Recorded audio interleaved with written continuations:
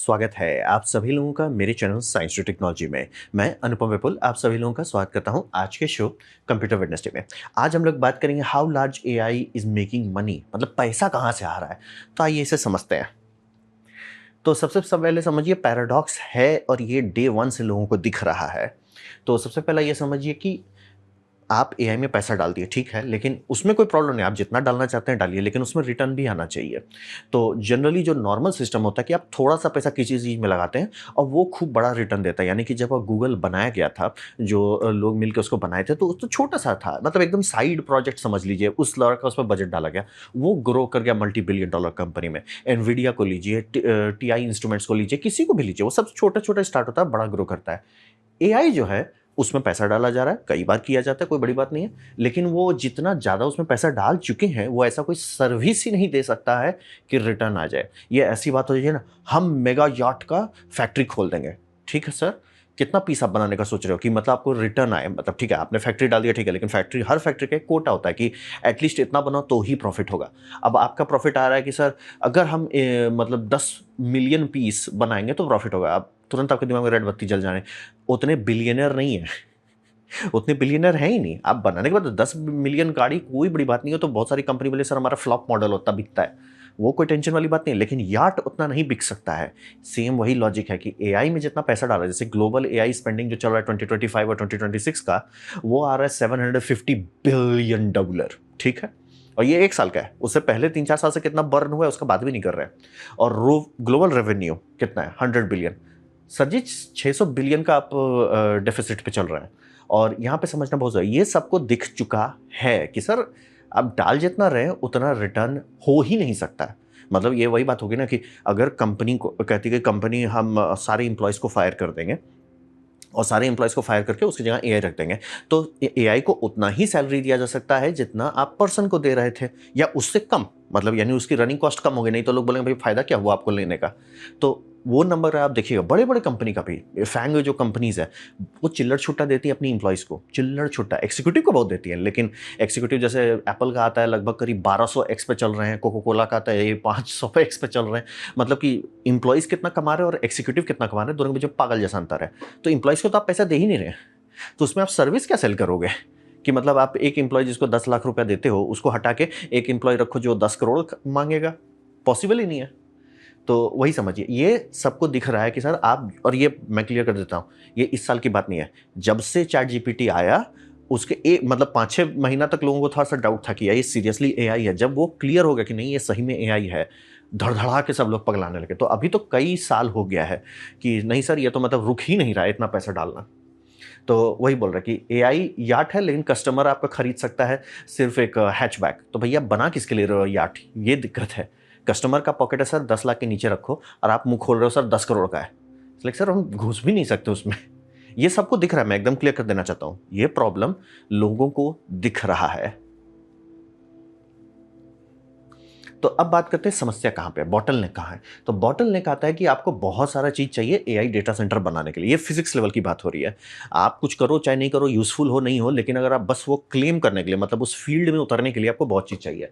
तो जैसे कि समझ लीजिए कि हर जगह जो है, आप सोचोगे ना हम एआई डेटा सेंटर बनाए, सर आप नहीं बना सकते, बिजली ही नहीं है। मेजॉरिटी जगह पे बिजली का उस तरह का प्रावधान ही नहीं था। मतलब आप एक रिमोट एरिया पकड़ लेते हो, वो रिमोट एरिया का पावर स्टेशन बनाया गया 100 मेगावाट के लिए, आप बोलते हो हमको 600 मेगावाट दीजिए, वो बोलेगा सर कहाँ से लाएं। उसको अब अपना पावर बढ़ाना पड़ेगा। मान भी लीजिए, मान लीजिए कोई कई बार ऐसा होता है कि सब स्टेशन आप ऐसा रखते हैं जो थोड़ा सा स्पेयर कैपेसिटी के लिए बनाया जाता है। जब ये होता है कि यार डिमांड बढ़ेगा तो हम यहाँ ट्रांसफार्मर बदल देंगे। हाई वोल्टेज ट्रांसफार्मर अमेरिका में मिलना बंद हो गया है। सब कंपनी इतना धड़धड़ा के रैंडम रैंडम जगह पकड़ ले रही है। और मैं बार बार बोलता हूँ, हाई वोल्टेज ट्रांसफार्मर जो आपके पोल पे लगता नहीं, वो भी बहुत टाइम लगता है, लेकिन वो आप ऑर्डर कर सकते हो कि जनरली उस सबको मास प्रोड्यूस किया जाता है। जो सब स्टेशन में लगता है 100 केवी से ऊपर का, वो सब में बहुत टाइम लगता है आने में। और मेगावाट क्लास का कि हाँ सर 10 मेगावाट 100 मेगावाट, ये सब है कि सर फ़ोन कीजिए 2 साल बाद आएगा। और जो थोड़ा सा स्टॉक पाइल रहता है, थोड़ा सा जो रश ऑर्डर कर सकते हो, वो सब खत्म हो गया है। तो पूरा अमेरिका का आधा तक दिक्कत है। सर ठीक है आप बना दो, जमीन ले लो, फैक्ट्री बना दो, बिजली बस नहीं आएगा। इसीलिए आप लोग देख रहे हो ना, बहुत सारे और डिजाइन में आ रहा है कि भैया यहाँ जनरेटर से क्यों चला रहे हैं, सब स्टेशन नहीं है। तो वो हो गया, बिजली खत्म, फिजिकल लिमिट हिट कर गया कि सर बिजली है ही नहीं, आप जितना मांग दे रहे हो रैंडम जगह पे, वहाँ है ही नहीं उतना बिजली। फिर लोगों को पानी चाहिए एआई से ज़्यादा। आप भले बहुत कम पानी पी रहे हो, मतलब गोल्फ कोर्स सबसे ज़्यादा पानी गटकता है, वो बात एकदम सत्य है, मैथमेटिकली ट्रू है। लेकिन जहाँ पे पानी नहीं है, वहाँ पे आप बोलोगे कि हम ये करें और बैलेंस नहीं किया गया, यानी कि पानी आप इसको दे दे रहा हाई प्रेशर में मतलब कस्टमर्स का वाटर प्रेशर कम और अब वहाँ पे अमेरिकन सिस्टम में ये लॉजिक नहीं है कि हर के घर में पानी का टंकी है, पानी का टंकी फुल होता है तो प्रेशर रहता है, सेंट्रल लोकेशन से आता है, तो प्रेशर कम होता है तो उनको तुरंत पता चल जाता है भैया प्रेशर क्यों कम हो गया, और उनका आदत ही नहीं घर में बोरवेल करो ये सब करो, वो है ही नहीं। तो फंडामेंटली ये पब्लिक को बहुत बर्न कर रहा है। अब एक सबसे बड़ा बात, ये जो बिजनेस वाले हैं वो आपको बताएंगे कि सर जो चीज़ का लोन पे ऑफ करने में आपको 5 ईयर्स लगेंगे, कि ठीक है सर ये रैक आप लगा देते हो, ये 5 साल में आपको आरओआई जनरेट कर देगा। जैसे सोलर पैनल लगाते हो तो कहा जाता है कि आपको एटलीस्ट 8 से 10 साल तक लग सकता है आरओआई करने में। आप मनाते हो वो 25 साल चले, लेकिन अगर 10-15 साल खींच जाता है तो भी आपका रिकवर हो जाएगा। अभी जो मतलब आपने डेटा सेंटर लिया, सब चीज़ लिया, वो 1 साल के अंदर ऑब्सोलीट हो रहा है, 1 साल के अंदर।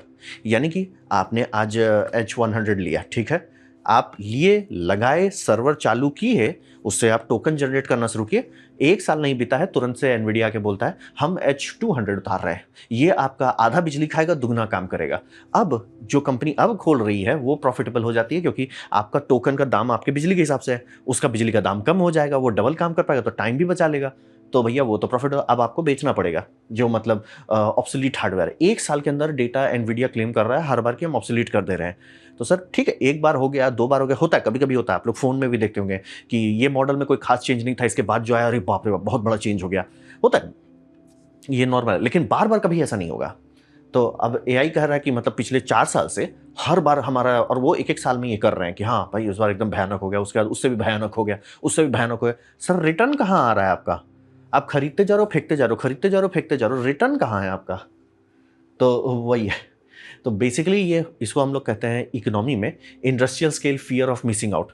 तो यहाँ पे हो ये रहा ना कि ये सब लोग रेस में लगे हुए हैं कि भैया हम डूबे तो डूबे, लेकिन हम मतलब तुमको जीतने नहीं देंगे, ये वो वाला बात पे चल रहा है। जैसे बोले ना, when you are going through a curve like this, the risk of under investment is dramatically greater than risk of over investment. मतलब कि अगर हम पैसा इसमें नहीं जलाते वो ज़्यादा खतरनाक है। तो गूगल ऐसा क्यों सोच रहा है? वो बात यह है कि गूगल के साथ हुआ ऐसा कि चैट जीपीटी से पहले गूगल में आप सब चीज़ सर्च करते थे, चैट जीपीटी आया, सालों नहीं लगा, कुछ महीनों के अंदर वो गूगल का सर्च वॉल्यूम घटा डाला।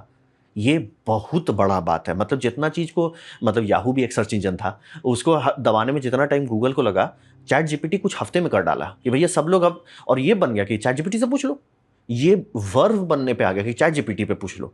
ये बहुत जल्दी हुआ, तब ये गूगल को समझ में आया कि यहाँ पे एआई में रिलैक्स रहना या ब्रेक लगाए रखना पॉसिबल ही नहीं है, वो तुरंत मल्टी ट्रिलियन डॉलर कंपनी सुहा हो जाएगी। फिर सेम वही हो रहा है आपका लैरी पेज का है ना कि I am willing to go bankrupt rather than lose this race. सबका कि नहीं, सबका बस ये मैजिकल है कि हम बना लेंगे तो हमारा फायदा हो जाएगा। जैसे इसका वही है ना, जकरबर्ग का भी है कि he rather misspend a few $100 billion than to lose the AI super intelligence race. सब यही कर रहे हैं। मैं एकदम क्लियर करता हूँ, ये मैं जो आपको मैथ बता रहा हूँ ये कोई नई मैथ नहीं है, या इन सबों को नहीं पता है, सबको पता है। तो रहा बात कि आ कहाँ से रहा है पैसा? पैसा ट्रिक किया जा रहा है। ट्रिक ये है कि स्टॉक वैल्यू ले रहे हैं, ना कि रेवेन्यू जनरेशन। यानी कि आप $100 बिलियन लगाते हैं एक प्लांट बनाने में, ठीक है, बल्ले बल्ले सर आपने लगा दिया 100 बिलियन का, अब आपको रेवेन्यू चाहिए, रेवेन्यू नहीं आ रहा है सर, तो आगे का आप और 100 बिलियन का कहाँ से प्लांट कर रहे हो? स्टॉक बेच के, मतलब स्टॉक दिखा के। तो स्टॉक कैसे बढ़ जा रहा है? स्टॉक दिखा रहा है कि ये हो रहा है, सब लोग खरीद ले रहे हैं, अच्छा आ गया, मतलब आपने $1 बिलियन डाला, 1 बिलियन से ज़्यादा का आपका स्टॉक वैल्यू बढ़ गया फोमो के चलते। जहाँ पे वो हुआ, और सारी कंपनी वहीं तो पड़ी हुई है कि एकदम एआई जरूरी है, सबको एआई में करना है, और अगर ये लोग नहीं करें तो जितने इन्वेस्टर्स हैं इनके, वो अपना सेल करने लगे, भैया ये तो एआई में कूद ही नहीं रहा है, सबको फोमो है। मतलब सब एक ही चक्कर में गोल गोल गोल घूम रहे हैं, जैसे कुत्ता अपना पूंछ के पीछे भागने लगता है, सब वही कर रहे हैं, सब के सब, और कोई छोड़ नहीं सकता, क्योंकि अगर छोड़ा तो मार्केट उनकी मिसाइल मार देगा।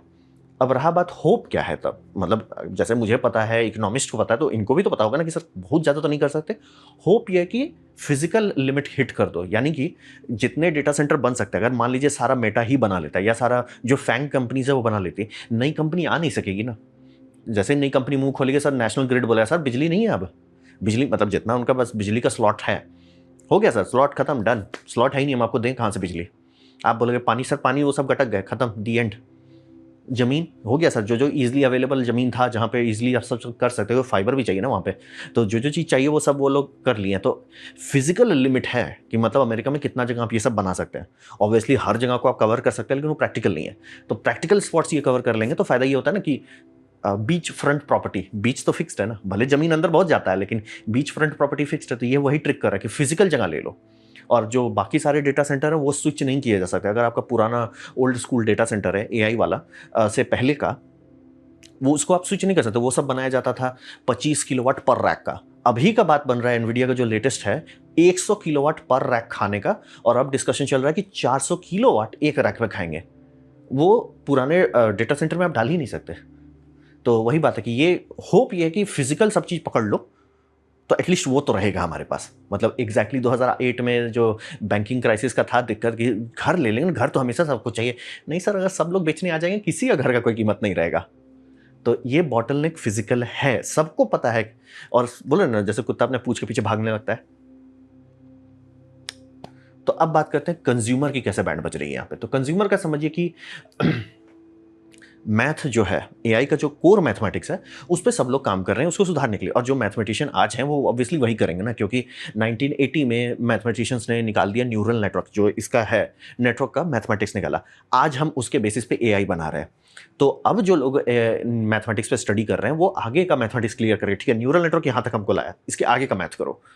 ऑब्वियसली उसी लिए वो पढ़ते हैं, आप चाहोगे उसी लिए पढ़ें। लेकिन अब उनको टेस्टिंग चाहिए, उनको डेमो चाहिए। वो सब अगर वो कर लेते हैं, मान लीजिए क्रैक कर ही लेते हैं कि कल को आपका इस तरह का फ्लैगशिप कंप्यूटर जो है वो एक्चुअली एआई चला पाता है फुल फ्लेश्ड, तो रहा बात कि आप पैसा क्यों दोगे ग्रॉक को, आप क्यों दोगे चैट जीपीटी को पैसा, या कंपनी क्यों हायर करेगी ये सब मल्टी बिलियन डॉलर सर्विसेज को। सीधे बोलेंगे ना सर हम यही सब खरीद के अपना रैक भर लेते हैं, मेरे अपने रैक में हो जाएगा। तो यहाँ पे एक पैराडॉक्स आता है कि मैथ जितना आप एफिशिएंट करोगे उतना ये सब का ज़रूरत कम हो जाएगा। जैसे कि पुराने टाइम में आप देखिएगा 1980s में वीडियो एडिटिंग का इक्विपमेंट, जो डिजिटल वीडियो एडिटिंग का इक्विपमेंट होता पूरा रूम के साइज़ का आता था। मतलब टीवी चैनल सबके स्टूडियो में बड़ा सा हॉल है जिसमें सारा स्ट्रीम आ रहा है, प्रोसेस हो रहा है। आजकल आपका मोबाइल फ़ोन बोलेगा भैया उतना तो हम ही प्रोसेस कर लेते हैं। हम लोग वही चाहते हैं, मतलब जो चीज़ करने में पूरा मतलब लैब लगता था, बोले ना 3D प्रिंटर कितनी बड़ी बात होती थी। अरे मेरे पास रखा हुआ है सर, क्या लोड ले रहे हो, 3D प्रिंट करके बनाए तो मतलब पोर्ट किए हैं, बट वही बात है। तो सेम वही होता है कि मेहनत वही किया जा रहा है कि सारा चीज़ टेक्नोलॉजी को सिंप्लीफाई करो। तो यहाँ पे अब ये फ़ायदा हो रहा है आपका रैम वालों का, एसएसडी वालों का, बेसिकली फैब्रिकेटर जितने लोग हैं, जो लोग एक्चुअली चिप बनाते हैं, वो दबा के पैसा छाप रहे हैं। अब हिसाब ये है कि एआई कॉर्पोरेशन को दिखाई को प्रॉब्लम, अगर लोग एक्सपेरिमेंट करने लगे, क्या पता वो मैथ क्रैक कर ले। फिजिक्स अलाउ करता है, ये दिमाग जो है 100 वाट के अंदर चलता है। तो यानी फिजिक्स नहीं रोक रहा है आपका एआई को मतलब ज़्यादा बिजली खाने से, मतलब कम बिजली खाने से। एआई अभी आप कह रहे हो कि जैसे ह्यूमन लेवल इंटेलिजेंस के लिए आप बोलते हो सर 100 मेगावाट चाहिए। सर आप इनइफिशिएंट हो। फिजिक्स तो सीधा बोलता है ना कि ये तो सर 100 वाट के अंदर चल जा रहा है, आप क्यों 1 मेगावाट खा रहे हो। तो फिजिक्स मना नहीं कर रहा है, और ये सारी एआई कंपनीज को पता है हमारा मैथ उतना अच्छा नहीं है या हमारा आर्किटेक्चर उतना अच्छा नहीं है, लेकिन फिजिक्स बोलता है सर आप इंसान लेवल का तो इंटेलिजेंस 100 वाट के आसपास में बना लो। अरे चलो 100 नहीं तो 1 किलोवाट में बना लो, ये क्या बात हो गई कि आप मेगावाट खा रहे हो। तो ये सिंपल लॉजिक समझ में आ गया। तो हिसाब वही है कि कंपनी क्या कर रही है, एआई कॉर्पोरेशन सारी ऑर्डर प्लेस कर दी जो पे ही नहीं कर सकती है, क्योंकि बोले पेमेंट के लिए उनको स्टॉक नहीं देना है, उनको कैश देना है। तो रहा बात अच्छा स्टॉक बेच के कैश क्यों नहीं देते। कंपनी इतना बड़ा स्टॉक बेचेगी तुरंत स्टॉक को वैल्यू घटने लग जाएगा कि भैया आप सेल आउट क्यों कर रहे हो, इसीलिए वो फंस गई। जो अभी आप लोग बीच में न्यूज़ सुनोगे ना कि 50% एआई डेटा सेंटर प्रोजेक्ट बंद कर दिया गया है, बात वही है कि आपने प्लेस कर दिया ऑर्डर, ओपन एआई भी वही किया, आपने ऑर्डर प्लेस कर दिया हम इतना खरीदेंगे आपसे, ठीक है सर, पैसा और पैसा नहीं है छोड़ दीजिए। जैसे आपका पावर प्लांट नहीं सुनेगा ना कि सर आप हमको स्टॉक दीजिए, वो सीधा बोले देखो सर आपका स्टॉक का मैं क्या करूंगा, मेरे को आप मिलियंस ऑफ डॉलर दो, मैं कॉपर लाइन बिछाऊंगा। ठीक है, ये कॉपर लाइन है, ये आपका स्टॉक वैल्यू पे नहीं चलता, ये कॉपर लाइन है सर। कॉपर के लिए हमको सीमेंट डालना है, कंक्रीट डालना है, पोल लगाना है, पोल पे तार खींचना है, वो सब करना है। उसके लिए हम आपका स्पेकुलेटिव इन्वेस्टमेंट पे नहीं जाएंगे, आप फैक्चुअल पैसा दो हम काम कर लेंगे।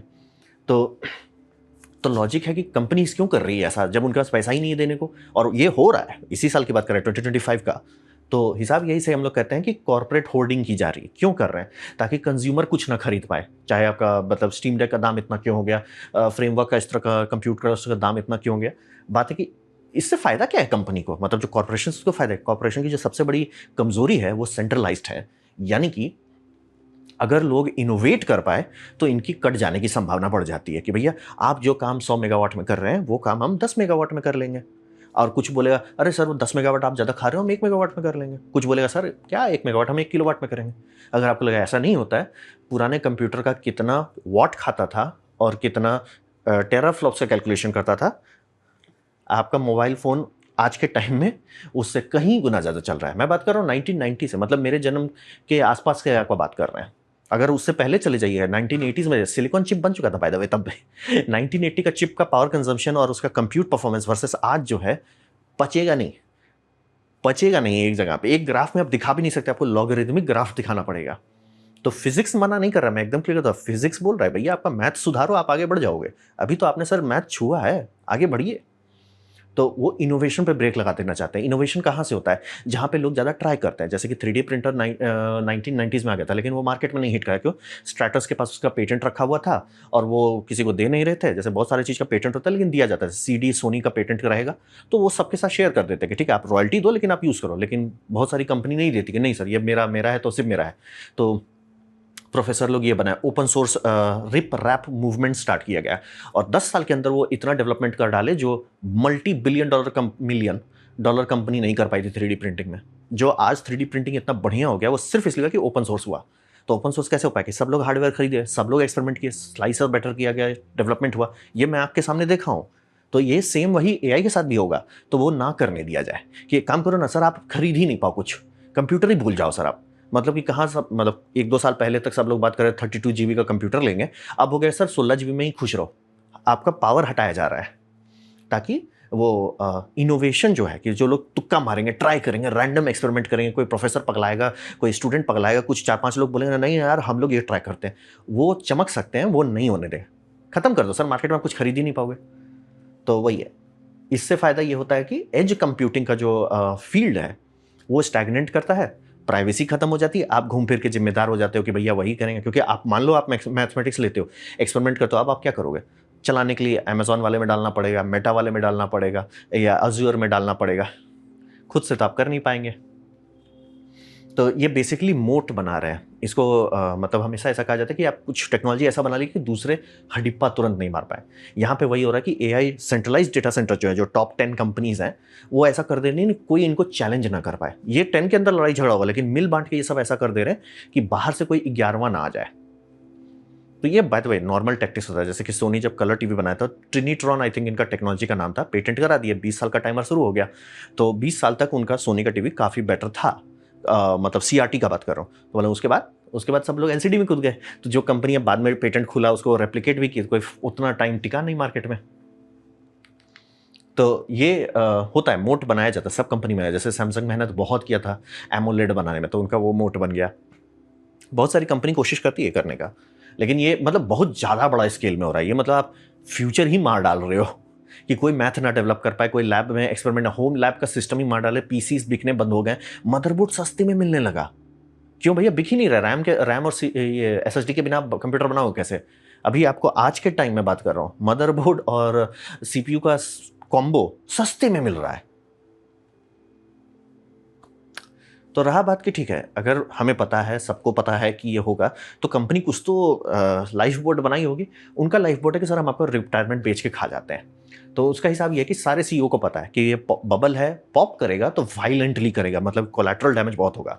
तो जैसे इलॉन मस्क को पता है कि वो SpaceX थोड़े खोल रहा है IPO में, आप गधे हो तो आपको मूर्ख बनाया जा रहा है, वो आपका पेंशन खा रहा है। वो सीधा बोल रहा है कि देखो ये SpaceX है, ये SpaceX नहीं है, XAI है। इसीलिए XAI को फरवरी में 2026 में मर्ज करा दिया, ताकि वो जो मतलब कहते हैं कि लगभग 3 कंपनी है एक पैकेज में। ये जो SPCX है इसमें 3 कंपनी है। एक SpaceX है जो आपका लगभग $2 बिलियन जलाता है, एवरेज मानिए। फिर आपका स्टारलिंक है जो लगभग $10 बिलियन के आसपास तक सालाना बनाता है। बल्ले बल्ले सर, दोनों की शादी करो तो भी आपको $5 to $10 बिलियन प्रॉफिट के आसपास का आप देख रहे हो।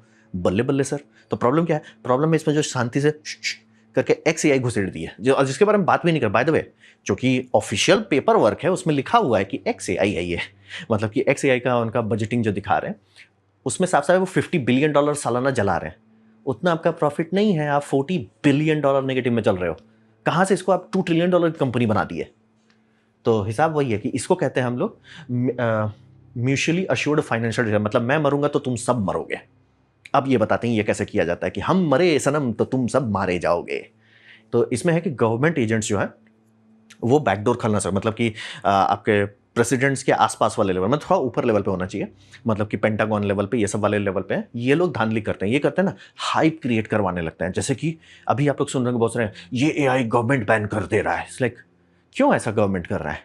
बात इसलिए है ताकि वो हल्ला कर सके कि वो आईपीओ का वैल्यू बढ़ जाए, कि हाँ भाई ये बहुत भयानक एआई है, और आप जहाँ ये हाइप क्रिएट किए कि सर ये बहुत हाइप वाला है, इसमें मतलब भयानक है, लोग पैसा आंख बंद करके देंगे आईपीओ में, भले वो कुछ नहीं हो। और ये किसको पता है? ये गवर्नमेंट वालों को पता है कि सर अभी एआई में ऐसा कुछ नहीं हुआ, क्योंकि बोले मैथ, कोर मैथ चेंज नहीं हुआ है। होगा, ऑब्वियसली होगा, लोग मेहनत कर रहे हैं, लेकिन अभी वहाँ नहीं है। हाइप क्रिएट कर दिया। अब वो लोग सबसे पहले बिहाइंड द सीन सबसे पहले ज़्यादा पैसा लेके निकाल लेते हैं, मतलब स्टॉक्स लेके रख लेते हैं, और जैसे आईपीओ होता है वो बेच देते हैं। वो अमीर बन गए, अरबपति बन गए, आप भूखे मर जाओगे। तो रहा बात यहाँ तक, तो अभी हम एक सिंपल कंपनी का बात कर रहे हैं कि ठीक है, कंपनी ने स्टॉक बढ़ाया, स्टॉक बढ़ा, उससे नुकसान क्या हुआ? नुकसान ये होता है कि जब आप इसे इंडेक्स में ठूंस देते हो, यानी कि नैस्डैक के अंदर जब घुसेड़ देते हो, तो लोग मर जाते हैं। तो नैस्डैक जो है मतलब सब देश में होता है। जैसे इंडिया में निफ्टी 50 है, नैस्डैक है, बीएसएफसी है, बहुत सारे अलग अलग इंडेक्स होते हैं। इंडेक्स होता है कि जिसे हम लोग कहते हैं खूब सारी अच्छी परफॉर्मिंग कंपनी को बांध के एक वेसल बनाया जाता है, जो वेसल पे सारे इन्वेस्टमेंट रखे जाते हैं। मतलब सरकार का बॉन्ड को छोड़ के यही इकलौता चीज़ में आपका ये आता है, क्या बोलते हैं, पेंशन आता है। कि मतलब आप सोचें ना, पेंशन कहाँ से आएगा? पैसा आप रखे रहोगे, पैसा की तो वैल्यू खत्म हो जाएगी। मतलब आपने 10 रुपया रख दिया था, वो 10 रुपये का वैल्यू जो है वो तो घट रहा है ना, तो 10 रुपये आप रख नहीं सकते। बैंक चाहे तो रख नहीं सकता है वो पैसा को, बैंक को बढ़ाते रहना होगा, तभी आपको पेंशन दे पाएगी। तो इसीलिए वो इन्वेस्ट करती है, हर कोई यही करता है। सारा इन्वेस्टमेंट जो है इंडेक्स में रहता है। कौन सा इंडेक्स में है, कितने परसेंटेज है, वो अलग अलग बात है, इंडेक्स में जाता है। इसीलिए नैस्डैक में घुसेड़ना जरूरी था, तभी वो म्यूचुअल डिस्ट्रक्शन वाला बात आता कि हम मरेंगे तो तुम सब मरोगे, अब तुम हमें मरने नहीं दे सकते, ब्लैकमेलिंग जिसे कहते हैं। तो रहा बात कि ऐसा कैसे हो गया? ऐसा इसलिए होता है कि आम पब्लिक के दिमाग में जब आप सुनते हो कि नैस्डैक है, नैस्डैक में 100 कंपनी है, आपके दिमाग में क्या आएगा कि भाई ठीक है 1/100 होगा, मतलब कि स्पेसएक्स जो घुसा है तो 1/100 का शेयर है। वैसा नहीं है, ये मैथमेटिकली, और बाय द वे ये सारा जो मैं बता रहा हूँ ये ऑफिशियली लिखा हुआ रहता है। ऐसे भी इंडेक्स फंड्स हैं जो मतलब बाय नंबर डिवाइड करते हैं कि सर 100 कंपनी का पैकेज है तो उसमें हर कंपनी को 1% दिया गया है। तो ये नैस्डैक कैसे चलता है, निफ्टी 50 कैसे चलता है? वो चलता है आपका वेट डिस्टॉर्शन पे, यानी कि आपका मार्केट कैपिटलाइजेशन वेटेड, यानी कि अगर कंपनी हाइप बहुत बना ली है, भले रियल में कुछ डेवलप नहीं कर रही है, भले रियल में पैसा जला रही है, आप हाइप बना देते हैं तो उसका परसेंटेज, इंडेक्स के अंदर का परसेंटेज बढ़ा दिया जाता है। यानी कि ये जो घुसा है स्पेसएक्स, ये लगभग 10% का है। मतलब सोचिए 1:100 का पैकेज में आप जा रहे हैं, आप क्या सोच रहे हैं, अरे मेरा पेंशन इस पर रखा है, स्पेसएक्स डूबेगा भी तो क्या मेरा 1% डूबेगा? नहीं सर, 10% डूबेगा। चलिए अभी भी आपको लग रहा होगा ठीक है नुकसान होगा, बहुत ज़्यादा तो नहीं होना चाहिए। दिक्कत यह है कि जब कोलैप्स होता है तब क्या होता है, क्योंकि सोचिए जो मैथमेटिक्स दिखा रहे हैं ये 2000 में भी था, 2008 में भी था, तो भैया कैसे ये सब बचा नहीं पाए हम लोग को?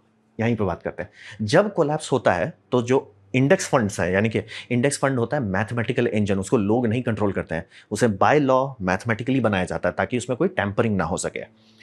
जैसे ही मार्केट कोलैप्स करेगा तो जो हेल्दी शेयर्स हैं, जैसे मान लीजिए कि 10 ठो ब्रेन डैमेज एआई कंपनी है और 90 ठो नॉर्मल कंपनी के, सर हम ये सीमेंट बनाते हैं हमारा बढ़िया प्रॉफिट चल रहा है, हम मेटल बनाते हैं हमारा प्रॉफिट चल रहा है, सर हम फैब्रिकेशन करते हैं हमारा बढ़िया चल रहा है, वो सब कंपनी का स्टॉक बेचना पड़ेगा। क्यों? क्योंकि जब फ्लीइंग इन्वेस्टर आएंगे कि अरे स्पेसएक्स तो कुछ किया ही नहीं इतना साल से, मतलब क्लेम तो बहुत प्रवचन झाड़ते हैं, 2020 में तो वो मार्स पे लैंडिंग कर रहे थे, तब तक अर्थ लोअर पे, अब मान लीजिए कि ये नहीं क्रैक कर पाए स्टारशिप को और ब्लू ओरिजिन पहुंच गया मून पे, स्टारशिप मैं एकदम क्लियर हूँ, स्टारशिप लो अर्थ ऑर्बिट संभाल लेगा, उससे बाहर जाने में उसकी वाट लगने वाली है। तो अगर वो हुआ, और XAI तो जाएगा ही, वो जाना ही है, कितना देर में जाएगा, धीरे धीरे ब्लीड करा के ले जाते हैं तो अच्छा रहेगा, लेकिन अगर वो कोलैप्स कर ही सकता है, 98% चांस है कोलैप्स ही करेगा। तो जब वो होता है कोलैप्स का मतलब क्या है, जो कंपनी को तुरंत पकड़ा है, जो इन्वेस्टर पकड़ा है, अरे ये डूबने वाला है, वो सेल करेगा। ठीक है, सेल करेंगे तो उसका मतलब क्या होता है, नैस्डैक को पैसा देना है, नैस्डैक के पास पैसा कहाँ है, वो बाकी शेयर्स को सेल करेगा ताकि आपको पैसा दे, और वो वही रेशियो पे शेयर करेगा जो उसमें वेटेज था। अब वो जैसे निकला तो हेल्दी स्टॉक्स अब डंप होने लग रहे हैं मार्केट में, क्योंकि जब सब इन्वेस्टर बोलेंगे ना भैया मैं अपना पैसा निकाल लेता हूँ, और ये सब इंस्टीट्यूशनल इन्वेस्टर हैं, यानी कि ये बहुत बड़ा हिस्सा रखते हैं, मतलब एक शॉट में 1000 शेयर्स निकल जाएंगे, 50,000 शेयर निकल जाएंगे। ये निकला धड़धड़ा के, अब आपका जो हेल्दी स्टॉक्स है वो मार्केट को फ्लड कर रहा है, जिसे हम लोग कहते हैं डंपिंग। जो हेल्दी है, मत करो, जैसे एक बैंकिंग कंपनी है, उनका आराम से रेवेन्यू हो रहा है, प्रॉफिट हो रहा है, वो सब चीज़ सही चल रहा है, उनके शेयर्स डंप हो जाएंगे। अब वैसे ही वो डंप होगा, वैल्यू घटेगा, वैल्यू घटेगा तो उनका कोलैटरल कोलैप्स कर जाएगा। यानी कि आज के टाइम में कोई भी कंपनी हो, वैल्व को छोड़ के सब अपना मतलब सैलरी जो है, जो भी है, वो सब लिक्विड रखते हैं, सॉरी क्रेडिट पे रखते हैं। यानी कि हमारा शेयर वैल्यूज़ है वो उसका कोलैटरल है, और हमारा जो रेवेन्यू हो रहा है वो अप डाउन होते रहता है, इसीलिए उसको शेयर पे उसको आइसोलेट कर देते हैं। शेयर वैल्यू घट जाता है, बैंक तुरंत उनको जो क्रेडिट लाइन है उसको बंद कर देगा। उसका मतलब सर अगले महीने का आप सैलरी नहीं दे सकते लोगों को। लोग लिक्विड आज एकदम नहीं रखते हैं, एकदम लिक्विड नहीं रखा जाता है। जनरली कहा जाता है कि एक कंपनी को रखना चाहिए एटलीस्ट 4-5 महीने का लिक्विड, लेकिन नहीं रखते। तो मतलब जो डंप हुआ, शॉर्ट टर्म डंप, वो कैस्केड शुरू कर देता है, मतलब अगले दिन लोगों की सैलरी बंद हो जाती है। ये कोलैप्स होता है। और उसके बाद जब वो ले ऑफ शुरू होता है कि भैया अब हम दें कहाँ से पैसा, हमारा फंस गया सारा चीज़, उसका फंसने में वो ले ऑफ करते हैं। ले ऑफ होता है तो लोग खर्चा करना बंद कर देते हैं, मार्केट में आ जाता है रिसेशन। यही हुआ था 2008 में, यही हुआ था .com बबल में। अगर नैस्डैक जैसे स्टॉक्स डूबते हैं, वो धड़धड़ा के सबको डुबा देते हैं। और यही सारी कंपनी कर रही है कि भैया हम आप सबको ले डूबेंगे, अब आप सब हमारे पीछे रहो, हमको बचा के रखे रहो, क्योंकि हम मरे तो तुम सब मरे। तो वही है, टू बिग टू फेल। जो आप लोग सुने होंगे कि गवर्नमेंट बेल आउट किया, तो आपके दिमाग में आ रहा है गवर्नमेंट क्यों बेल आउट किया। बातें नहीं करते तो रिसेशन बहुत बुरा हो जाता। बोले रिसेशन तो आया, सोचिए कितना बुरा होता अगर वो एकदम इंटरफियर नहीं करते तो। मतलब नैस्डैक अगर कोलैप्स करता है, मान लीजिए अभी 4-5 कंपनी इसमें घुसने को तैयार है, और मान लिया सही में बुरा टाइम आ जाता है, धड़धड़ा के, मैं होप कर रहा हूँ स्लो ब्लीड करे, लेकिन अगर फास्ट हो गया, मतलब रन अवे इफेक्ट हुआ, जो कि बोले 2000 भी है, 2008 में भी है, ऐसी बात नहीं कभी नहीं हुआ है, मेरी जिंदगी में ही 2 बार हुआ है। तो अगर वैसा होता है, फास्ट ब्लीड धड़ के धड़ ऐसे करके कोलैप्स किए, तो गवर्नमेंट को लिटरली इसको रोकना पड़ेगा। गवर्नमेंट का पावर है, रोको, शेयर्स मत बेचो, उसको लिटरली प्राइवेटाइज करके बहुत सारा तांडव करना पड़ता है सरकार को बचाने के लिए। और वो उसका पैसा कहाँ से आएगा? आपका टैक्स से। आप भूखे मरोगे, यही बोलते हैं। इसीलिए आपका रिटायरमेंट बेच के खा रहे हैं। जितने लोग हमसे लड़ रहे हैं कि स्पेसएक्स का ये आईपीओ है, भूखे ही मरो, और हम क्या करें, अब you deserve it, you earned it. ये सारा हाइप आपको बेच के बनाया गया है, और सबको पता है, मैं जो बता रहा हूं ये हो चुका है, स्कूल में पढ़ाया जाता है। डंपिंग होती है, बैंड बज जाता है। और बाय द वे, जो मैं बोल रहा हूँ इंडेक्स में होता है, इंडेक्स वाले बहुत रेगुलेटर्स पड़े हुए हैं कि सर ये इंडेक्स का करंट सिस्टम जो है वेट डिस्टॉर्शन का, उसको बंद करो। मतलब तो रहा बात कि लोग करते क्यों हैं वेट डिस्टॉर्शन, उनको नहीं पता है क्या? पता है, बात है कि वेट डिस्टॉर्शन में प्रॉफिट भागता है। मतलब अभी नैस्डैक चांदी में है, धड़धड़ा के पैसा बढ़ा रहा है। और जो इंडेक्स हैं जो वेट के हिसाब से नहीं है कि सर 100 है तो 100 हिस्सा में बांटा हुआ है, वो भाग नहीं रहा है। उस वहाँ से लोग पैसा निकाल लेते हैं कि भैया छोड़ो, हम पैसा निकाल लेते हैं, हम पैसा इसमें डाल देते हैं, और मार्केट डिस्टॉर्ट हो जाता है। क्योंकि रहा बात कि आप कैसे देखिएगा कि मैं मान लिया 2-3% मेरा सालाना बढ़ रहा है, वर्सेस मेरा जो ये रिस्की में डाला हुआ है उसका 25% बढ़ रहा है सालाना, ऑब्वियसली आप 25 वाले में डाल दीजिएगा पैसा। तो ये ह्यूमन साइकोलॉजी नहीं अलाउ करता है कि इंसान थोड़ा लॉन्ग टर्म सोचे। ये गवर्नमेंट ही कर सकता है कि नहीं सर बैन करो ये जो क्या बोलते हैं वेटेड डिस्टॉर्शन, क्योंकि आप पेंशन रख रहे हो उस पर। पेंशन 30 साल का गेम है, उसको आप नहीं मतलब शॉर्ट टर्म अप डाउन में नहीं रख सकते हो। काफ़ी क्रैश हो चुके हैं, काफ़ी लोगों का लॉस हो चुका है, बिलियंस ऑफ लोगों का लॉस हो चुका है, तो भी नहीं सुधर रहे हैं हम लोग। तो रहा बात हिस्ट्री के बारे में समझते हैं, तो ये समझिए कि ये एग्जैक्ट कोलैटरल डैमेज, जैसे बोले ना कि एक कंपनी के कोलैप्स होने से, जैसे एनरॉन के कोलैप्स होने से इतने लोगों को नुकसान क्यों हुआ। बात वही होता है कि बिलियनर्स जो बैकडोर निकाल लेते हैं, जैसे भी जो गवर्नमेंट वाले एजेंट्स हैं कि भैया हमको पता है हम ये रेगुलेशन लगाने वाले हैं, अब आराम से हमको पता है इस रेगुलेशन किसका फायदा होगा, हम उसका स्टॉक खरीद लेते हैं। वो तुरंत अपना शेयर को हार्ड कैश कर देते हैं, जैसे आईपीओ होता है तुरंत वो कैश लेके निकल गया, ठीक है, वो कैश आग लग गया, उसमें आपको कुछ नहीं करना है। इंडेक्स फेल हो जाता है, आपका रिटायरमेंट खत्म हो गया, और भगवान बचाए आप गलत टाइम पे रिटायर किए। जैसे कि जिनका रिटायरमेंट 2001 में हुआ है वो मारे गए हैं, मतलब सीधे मारे गए हैं। यानी कि कहाँ वो सोच रहे थे कि 60-65 में हम रिटायर करें, मान लिया आया उनका एज उस टाइम में, वो काम करो सर, आपका रिटायरमेंट खत्म हो चुका है। आपका कोई जो 401k कहते हैं अमेरिकन लोग, हर पिक्चर में आप लोग सुनते हो 401k खत्म सर, पैसा नहीं है सर, आप भूखे मरो सर, खटो खटो फिर से खटो। मतलब 70 में 80 में सुसाइड रेट भागता है जब भी ये सब होता है। अगर अभी जैसे ये जब बबल कोलैप्स करेगा, मैं मना रहा हूँ स्लो कोलैप्स करेगा, क्योंकि पीक कोलैप्स किया तो कोलैटरल डैमेज बहुत बुरा होगा, वो होगा बहुत लोग ऊपर चले जाएंगे कि आप देखेंगे सर हम 70 के हैं, हम रिटायर होने वाले हैं और आपने पूरा मेरा सेविंग्स उड़ा डाला। और बाय द वे पेंशन सिर्फ एक चीज़ नहीं है, पेंशन हर चीज़ है। हर चीज़ जो लॉन्ग टर्म और स्टेबल है उस पर आपको कोलैटरल डैमेज करता है, इसीलिए इसको कहते हैं म्यूचुअली अश्योर्ड डिस्ट्रक्शन। मैं डूबूंगा तो तुम सब मरोगे। तो इंडेक्स फेल होता है, आपका रिटायरमेंट अकाउंट चला जाता है, तो कॉर्पोरेट वेल्थ खत्म हो जाता है कि सर ये कंपनी थी एक टाइम में हंड्रेड्स ऑफ बिलियन की, वो सुहा हो गई, ठीक है। लेकिन इसका ये मतलब नहीं कोलैटरल गया, क्योंकि आपने कॉपर तो ओरिजिनल खरीदा था, फाइबर ऑप्टिक तो आपने ओरिजिनल खरीदा था। तो जो डैमेज है वो रियल वर्ल्ड पब्लिक पॉवर्टी बन जाती है, यानी कि अब आप लोग टैक्स भरो। वो जो कॉपर पिछले साल जलाए थे ना सर, वो कॉपर के लिए अब हम आपसे पैसा लेंगे। ये होता है, इसको कहते। और इसका रिजल्ट कैसे आएगा, मतलब आपको कैसे दिखेगा? आपको दिखेगा स्ट्रक्चरल इन्फ्लेशन में, यानी कि 1990 में 0.75 में, मतलब 75 सेंट में कॉफी आ जाता था, 2024 में $3 से ऊपर चल रहे हैं, $3 में कॉफी आ रहा है। और टैक्स फंड डालना पड़ता है, यानी कि जो जितने फंड में आपका हॉस्पिटल बनता, रेलवे स्टेशन बनता, वो सब छोड़ के सब भैया बेल आउट करो, अगर नहीं किए तो और बड़ा रिसेशन हो जाएगा। तो वही है। और रहा बात, फिर काफ़ी लोग का होगा ना कि अच्छा हम क्या होगा, बिलियनर्स को लूट लेते हैं, हम उनका सारा पैसा ले लेते हैं। कुछ नहीं है उनके पास। यू कैन नॉट पे for tomorrow's bread with yesterday's illusion. जैसे कि आप बोलोगे ना हम ये सारे लोगों का यॉट ले लेंगे, सर याट आपसे कौन खरीदेगा? यॉट आपसे कौन खरीदेगा? कोई नहीं है। ये ऐसी बात होगी ना, बहुत बार कंपनी लोग मूर्ख बनाती है, लोग देखो मेरे पास ये एयरपोर्ट है जो 5,000 करोड़ का है। लाइक ठीक है सर, एयरपोर्ट की रेवेन्यू उतनी नहीं है। आप एयरपोर्ट किसी को बेचोगे, मतलब आप अपना हैंड ओवर करोगे किसी को, कोई आपसे नहीं खरीदेगा। तो हैंड ओवर करने टाइम दाम एक्चुअल पता चलता है कि सर आप खरीद लिया, आपने 5,000 दे दिया, ठीक है। दूसरा आपको बोलेगा सर हम इसको 1,000 से ज़्यादा नहीं देंगे, कि उतना ही रेवेन्यू है इसका, तो 1,000 तक तो चलिए, अरे चलिए दोस्ती दोस्ती में हम 1,100 करोड़ कर देते हैं। आप 5,000 करोड़ बोले, उतना तो है ही नहीं उसकी वैल्यू। यही होता है फेक वैल्यू और रियल वैल्यू के अंतर। तो जितने भी आप बोले ना कि इनका मेंशन हम ले लेंगे, क्या होगा उस मेंशन का? मतलब उतना पैसा उस टाइम में उससे हॉस्पिटल बना लेते तो बल्ले बल्ले होता, उतना पैसा उस टाइम में उससे ये बना लेते, क्या बोलते हैं, स्कूल्स बना देते, बल्ले बल्ले हो जाता, अरे एयरपोर्ट बना देते, बल्ले बल्ले हो जाता। लेकिन नहीं, तो एक बार जो पैसा जला दिए, एक बार खत्म, आप वापस नहीं निकाल सकते। और वो लोग जनरली तब तक मर चुके रहेंगे। तो वही। और जब ये होता है ना बबल पॉप, तो हम लोग थोड़ा सा डिसेंसिटाइज हो गए आजकल कि अरे पॉप होगा तो क्या होगा। इसलिए सर कॉर्पोरेट ओवरलोड का कुछ नहीं बिगड़ेगा, आप और हमारा बिगड़ेगा। मेरे पास तो पैसा भी नहीं है ज़्यादा रखा हुआ है। बोले ना कि banks got bailed out, we got sold out, और ऑप्शन ही नहीं है।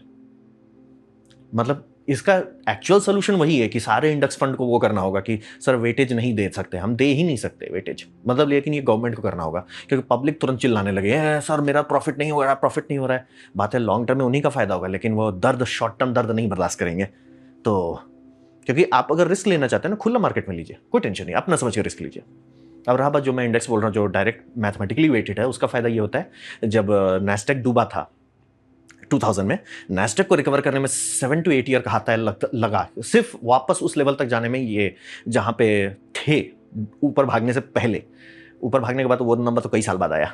रहा बात की जो मैथमेटिकल उस पर चल रहे थे उनकी रिकवरी 2-3 साल में ही हो गई, क्योंकि जब आप नीचे आते हो, जब थोड़ा जमीन पे आते हो, तांडव शांत होता है, तब लोग रिकवर करते हैं। उस टाइम जो मैथमेटिकली उस पर चल रहे थे स्टॉक्स पे, वो हो गया सर। तो उससे आप पैसा मल्टीप्लाई नहीं कर सकते, लेकिन हाँ वो ये फायदा होता है कि अगर आप रिटायरमेंट से पहले ये कोलैप्स होता है तो वो आपको बहुत अच्छा चांस देता है कि सर रिटायरमेंट के टाइम आपके पास 10-20 रुपया बचा रहे, नहीं तो एकदम सड़क पे आ जाओगे वो। और काफ़ी लोग कहते हैं अरे हम सोना खरीद लेंगे, अरे खरीदो ना और गरीब मरोगे, सोना बेचोगे किसको? और कभी देखोगे बेचने टाइम कितना सारा टैक्स पेपर वर्क करना पड़ता है, और कौन खरीदेगा तुमसे? इसलिए कभी ध्यान से देखियो, कभी ध्यान से देखियो। मतलब तनिष्क में थे तो हम लोग को, मम्मी को बताया वो अच्छा से कि सर हम लोग सोना बेचने बैठे हैं, खरीदने नहीं बैठे हैं।